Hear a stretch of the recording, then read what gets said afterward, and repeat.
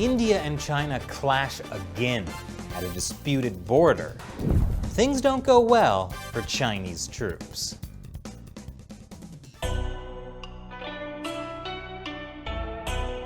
Welcome back to China Uncensored. I'm Chris Chappell. The India-China border conflict doesn't seem to be stopping anytime soon, because India and China have faced off once again. According to the Indian Ministry of Defense, on the night of August 29th, the People's Liberation Army carried out provocative military movements to change the status quo.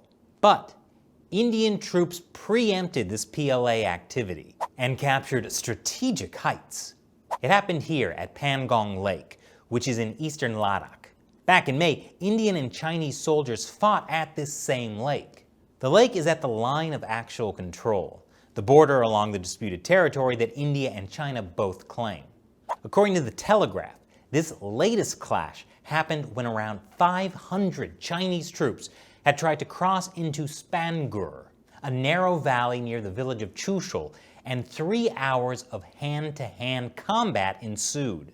Chushul is a village south of Pangong Lake. This is the first time that Chinese and Indian soldiers have fought on the southern bank. According to reports, Chinese troops tried to cross the line of actual control. But those reports are wrong, obviously, because China never crosses the line, according to the Chinese Foreign Ministry. China has never proactively provoked any war or conflict.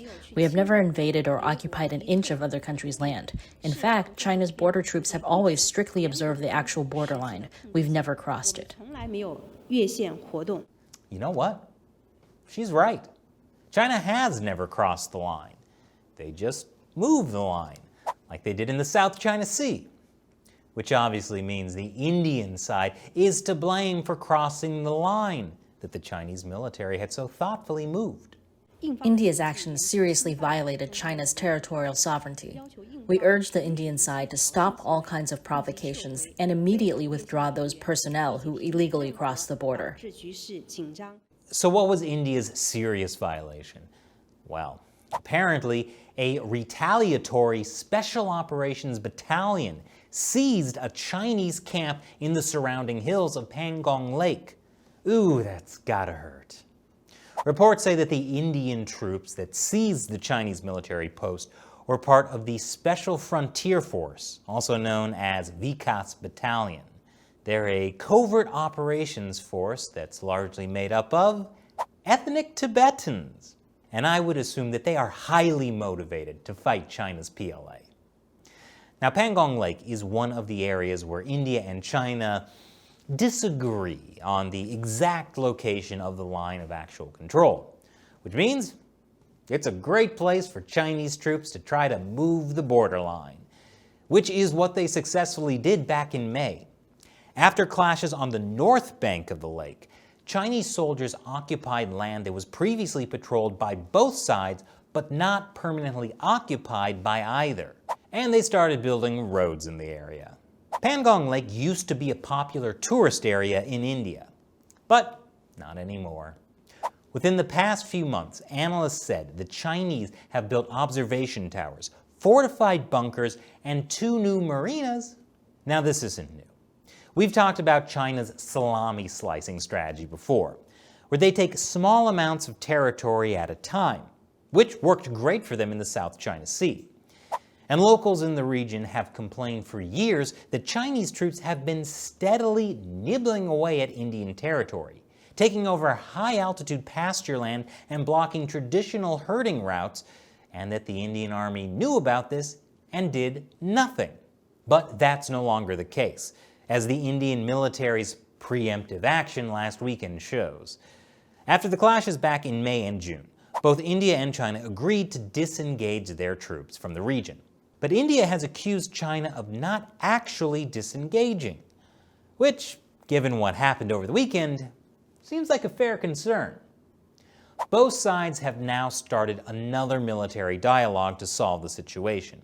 But the Chinese Communist Party is not used to having their salami slicing strategy called out and directly challenged on the ground. So the real question is, Will the Indian military's actions stop China from moving the border on the line of actual control?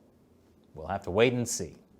And now is the time when I answer questions from one of you, a fan who supports China Uncensored on the crowdfunding website Patreon. Jordan Larimore asks, what are the chances of a String of Pearls tour in South/Southeast Asia? You want us to tour South and Southeast Asia. Sounds like fun.